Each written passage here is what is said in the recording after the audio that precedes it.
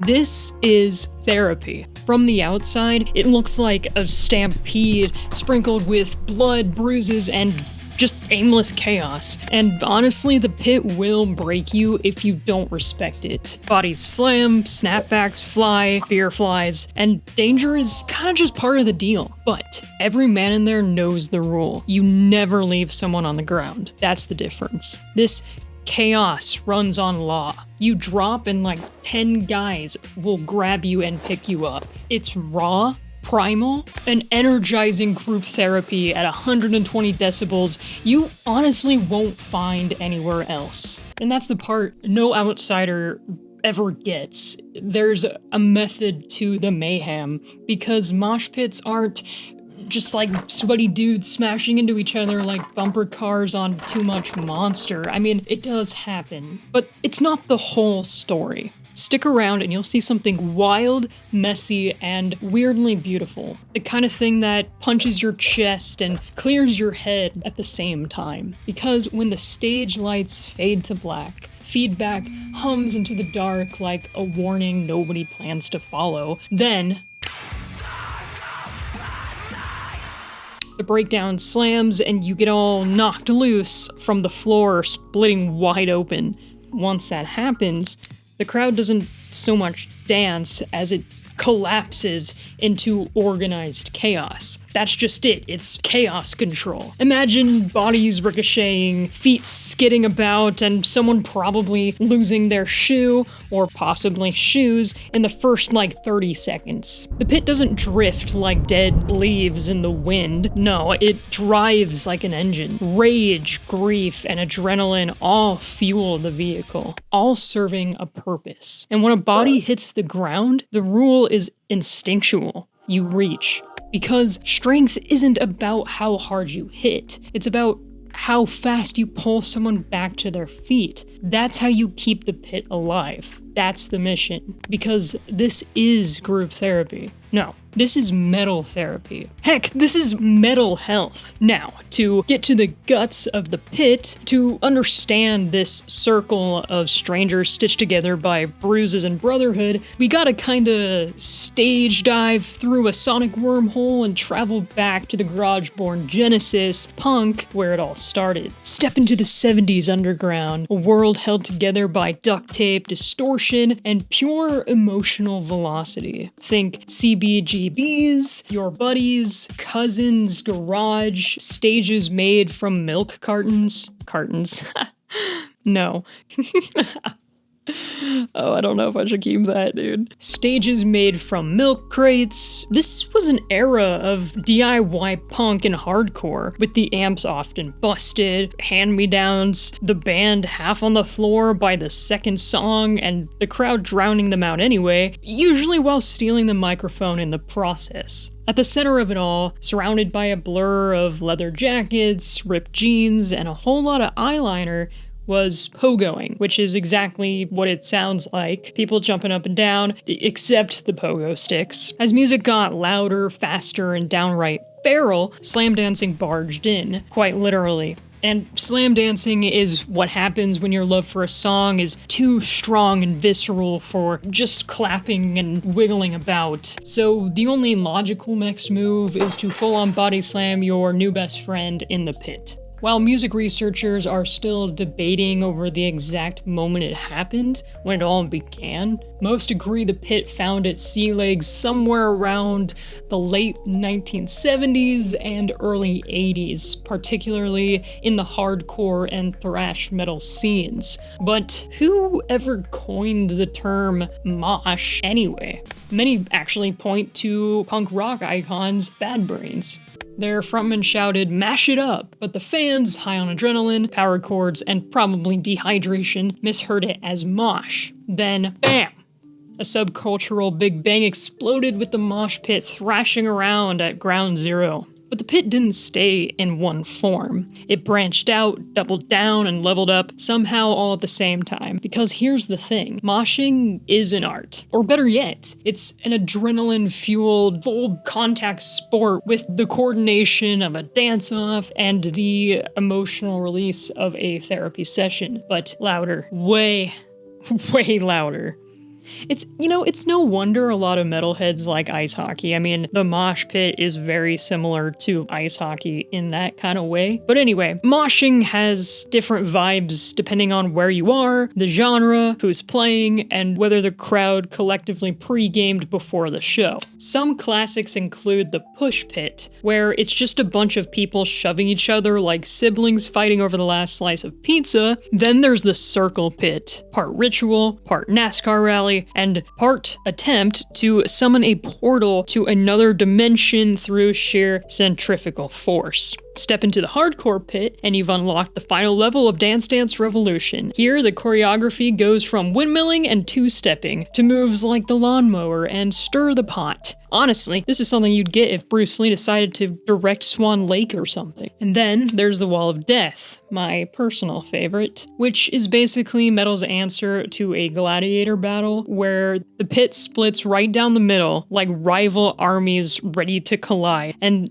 sometimes Pikachu leads the charge, and that's just the coolest thing. So yeah, the pit shapeshifts faster than a prog metal time signature, really. But it doesn't matter if you're circle pitting to Slayer or pillow fight moshing at an origin show, like it's a slumber party. But there's one unshakable law of the land here, and it's like the code. Despite what people think, moshing isn't some lawless cage match where everyone's out for blood. The pit has rules that are etched into the pre-consciousness of every seasoned mosher, and if you break them, you'll be that guy. And trust me, no one wants to be that guy. The golden rule of the pit is simple. If someone falls, that's right, you pick them up. Always. No exceptions. And this isn't meant to be some cheesy pep talk kind of thing. Bands are more than happy to shout it from the stage.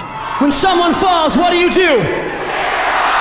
Security reinforces it, and researchers have documented it like they're David Attenborough studying some rare cooperative wildlife. I mean, you can scroll through any metal forum and you'll find story after story of wallets being returned, shoes that were lost finding their owners, passed over crowds even, or strangers locking arms to form a human shield around some wobbly fan until they can get their bearings again. Seasoned moshers pass down pit etiquette to newcomers, teaching them that moshing is not created to fight, but to create this space where you can release up pent-up energy in a healthy way. One study even clocked it. If you go down in the pit, you've got an 82% chance of someone hauling you back up. That's better odds than getting a cab in New York City. That's probably why researchers call the pit a microcosm of metal itself, frightening to outsiders, seemingly full of anger and chaos, but ultimately sociable and cooperative. Do you think about those times where people would roll their eyes and say something like, "You're wasting your time with this garbage, you're looking too into this"? And even if you are one of those people, just hold that thought, because that perspective came from an era of moral panic, which had convinced everyone, including researchers at the time, that metal was rotting the brain. However, the latest studies flip that old narrative on its head like a chokeslam. Studies have also found that the very intensity people fear is what makes metal cathartic. The riffs, the breakneck tempos, it's an outlet. A positive outlet. In a way, metal bulldozes the walls of your emotional dam.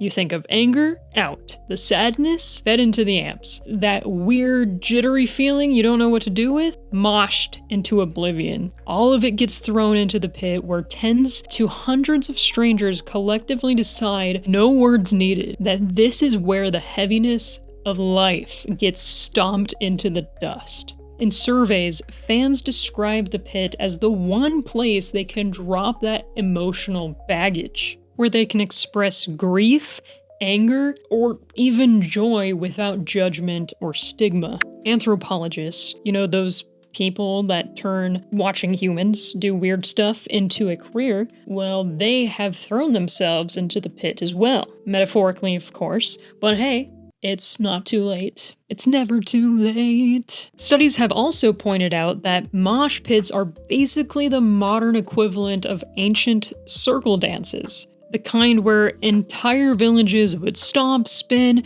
and howl around a fire, moving as one to process grief, celebrate life, or collectively lose it under the moonlight, you know? Researchers refer to it as communitas, a state where differences are transcended and everyone is part of something larger. It's basically collective healing through movement, and in lab coat land, they call it DMT. And before you start humming TNT, this is about dancing, not dynamite. Dance movement therapy, otherwise known as DMT, is a way of letting your body flush out what your mind's been hoarding in a dusty box in the corner of your brain. A mosh pit smashes a lot of the same therapeutic buttons, and like DMT, or ancient rituals, the goal is simple. Take all of that mental clutter and scribbles and run it through your body and come out the other side lighter, calmer, and somehow more yourself. You move, you feel, and you connect. And as I like to call it, you get the sillies out. And if DMT and moshing ever made eye contact across the wall of death, you'd get a glorious hybrid like punk rock aerobics and heavy metal therapy. And yeah, it is a real thing, complete with a biopsychosocial framework. Mental health, baby. Research is finally catching up to what metalheads have known this whole heckin' time. Moshing isn't some random chaos. There's purpose. The high activity levels flood your body with endorphins, those sneaky little mood ninjas that get you grinning like you were handed backstage passes to a Slaughter to Prevail show. The music drowns out every ruminating thought that makes you spiral, and instead pulls you out into the present moment.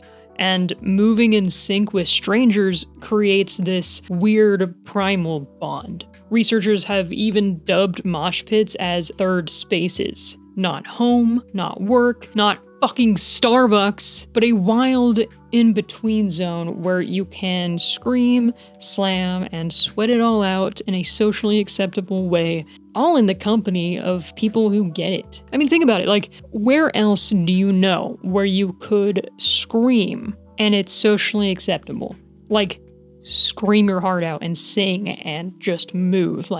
Right now, I can't think of really anywhere else where you can do something like that. Maybe a rage room, that's kind of it though, and they're always playing metal at those places. Anyway, over and over, fans, musicians, the like, testify that moshing leaves them feeling calmer, clearer, and less stressed, because all that pent-up energy finally has somewhere to go that doesn't end up in prison.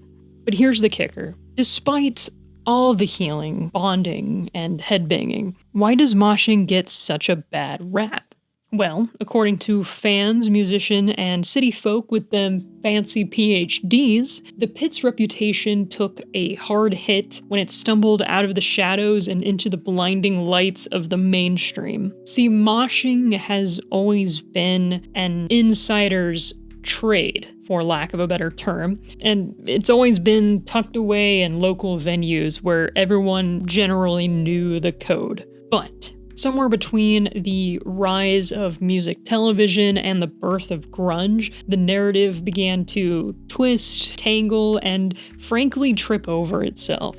LA punk band Fear's infamous 1981 Saturday Night Live Halloween performance unleashed slam dancing on primetime TV. Next thing you know, your auntie in Ohio is watching stage dives between commercials and wonder if the kids are okay. Around the corner, you have MTV flickering to life, blasting a never-ending feed of music videos. Suddenly, Nirvana and Pearl Jam were moshing in your living room, and the only thing you risked, really, was dropping the remote. But it didn't stop there. In 1991, Lollapalooza emerged as a multi-day mosh mecca that showcased alternative music featuring all types of moshing to crowds of, for crowds the size of small cities. before long, you didn't need to know a guy who knew a guy to find a mosh pit. It was showing up in movies, music videos, and even TV commercials. And here's when things got messy. Once the pit went mainstream, the unspoken rules didn't always follow. Suddenly, people who had never been in a basement show were charging headfirst into the pit. They didn't know the rules or the purpose, and they didn't always know how far was too far. Bands noticed this shift too, and some, like Smashing Pumpkins, even banned moshing at their shows. So yeah, moshing kinda had its own villain arc. It got crowd killed in the press and dragged through the mud. Despite the bad press, the pit bounced back, like it always does. This time with a posse of scientists swinging spreadsheets around with no remorse. As it turns out, apart from purging the darkness from your soul, your Friday night at a Lamb of God concert is secretly a physics experiment. Scientists took one look at moshing and thought, that's the same math as particles in motion. And that matters, because if science can crack the code on how humans move in mosh pits, where the energy is off the charts, pun intended, and everyone's running on pure instinct, they can use that information to stop way bigger crowds from going sideways. Think about it. There's stampedes, there's emergency evacuations, or a Black Friday sale at Walmart. So yeah, to normies, the pit might look like a great way to unalive yourself in a human washing machine,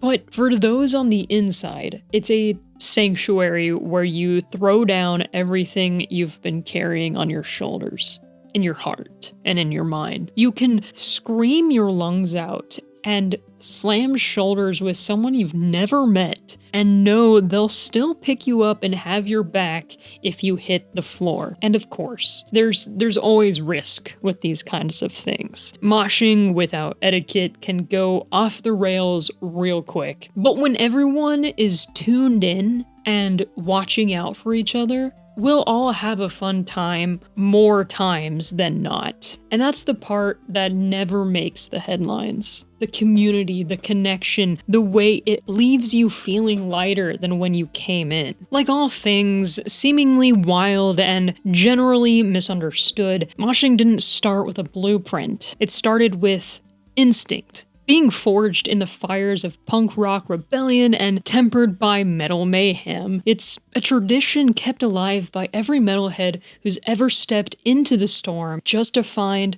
the calm eye inside of it.